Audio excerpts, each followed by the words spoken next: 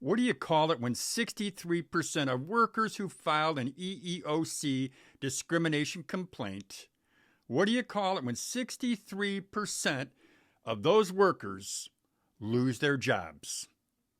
Well, I call it HR's revenge.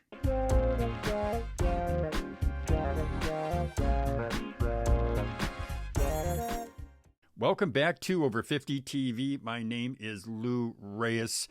You know, when I read the statistic that 63% of workers who file an EEOC discrimination complaint, when I read that 63% of those folks end up losing their jobs, number one, I was appalled. I was shocked. And some of you out there may be thinking, why were you shocked, Lou? But I was shocked. I was appalled.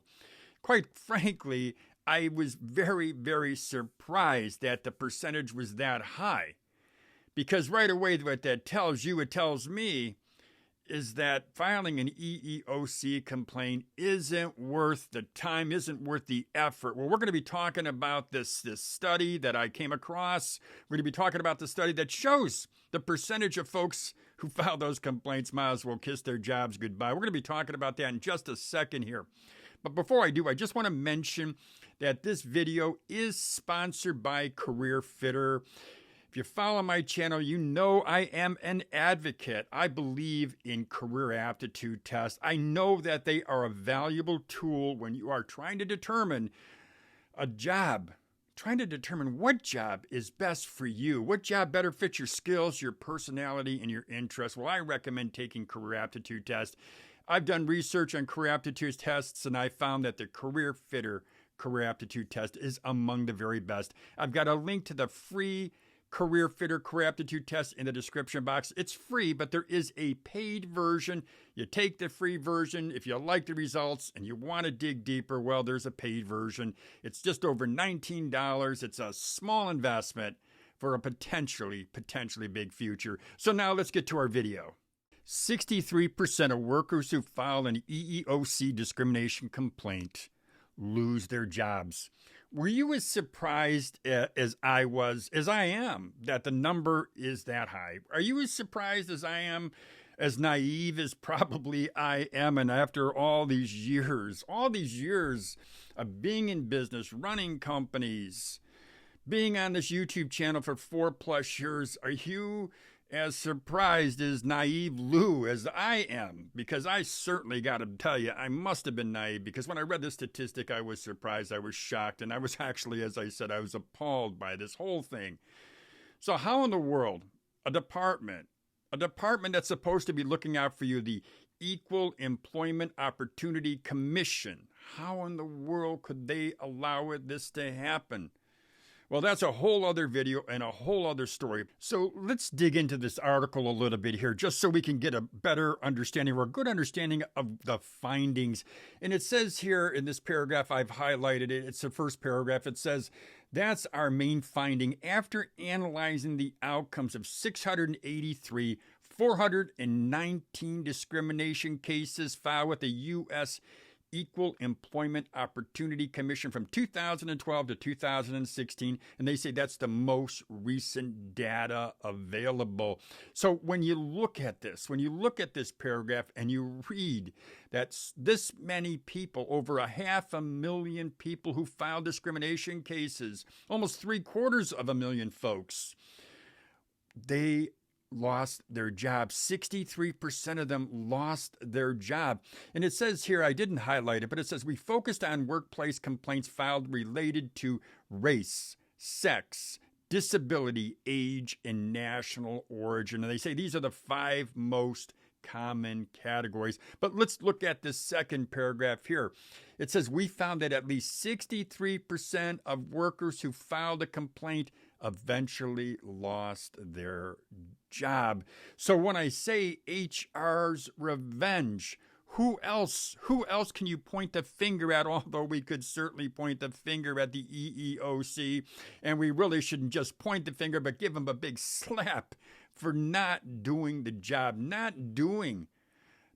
that they are being paid to do, which is to look out and give this equal employment opportunity to folks like you and me and many of the other folks out there who were who were really victims of this discrimination. And of course, on this channel, what we do, we talk a lot about age discrimination. We talk a lot about ageism. So certainly there were a large percentage of the folks, we know this for sure, a large percentage of the folks who were in this study were victims of ageism. In this paragraph, it says, moreover, the complaints themselves rarely led to a successful outcome for the workers who filed them. And it says, and I've highlighted it for you, it says, our analysis found that legal redress in the form of negotiated or mandated changes in workplace practices occurred in only 7% of all cases. And that is a joke. It is a joke when you look at this. And I've seen lots of other data, lots of other information on the EEOC, which I will not get into here. As I said, I want to really focus on this study because I think this conclusion is so important for you and me, especially if we're at a job and we're thinking about age discrimination or any of the other 4 categories, the main categories of discrimination according to this study. If we're thinking about filing a complaint with the EEOC, well, you know what? We better think twice if we want to keep that job. If we don't want to keep the job, well, you know what? Go ahead and file it.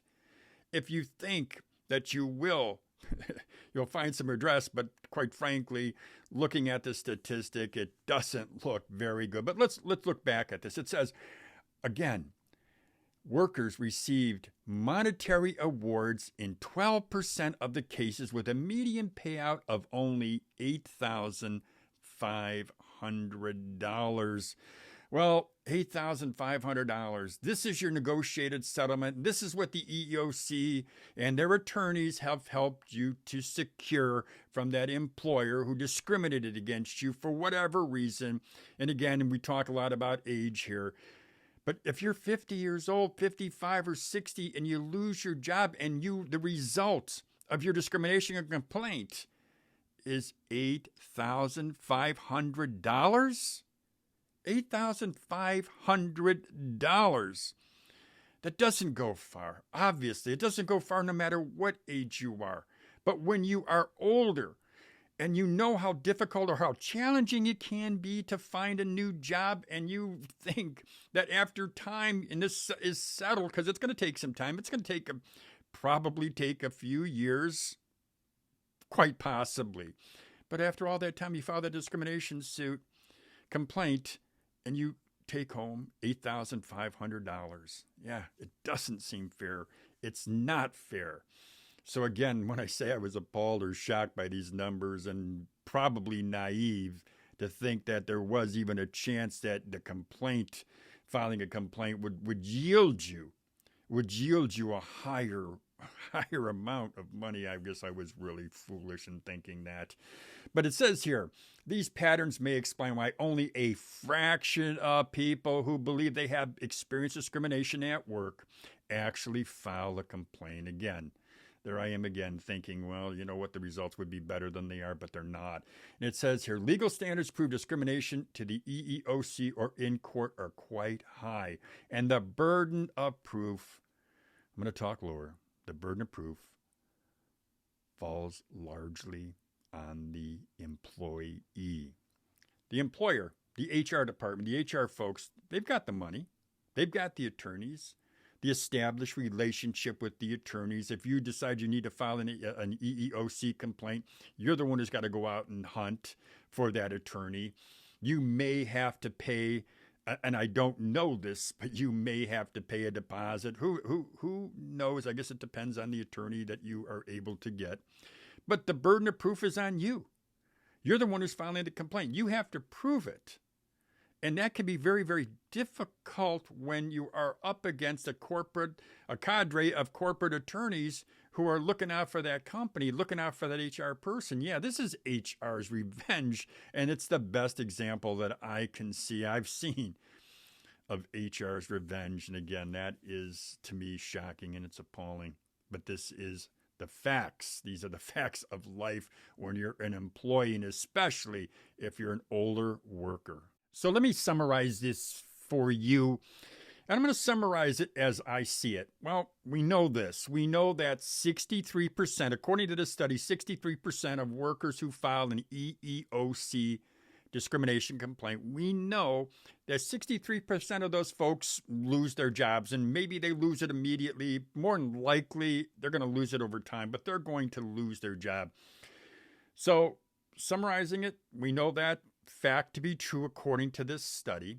We also know that the redress, the amount that you can hope to secure as a penalty to the company, is minuscule and maybe not even worth your time.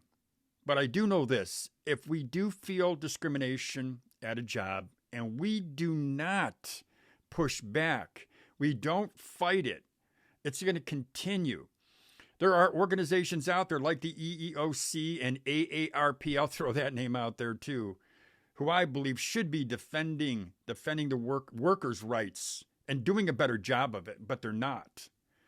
But we have to take it. We have to take in our power, in our hands. We have to take this situation, this problem, and you and me, what we have to do is we have to attack it, and we have to solve this problem ourselves, because we can't count on anyone else.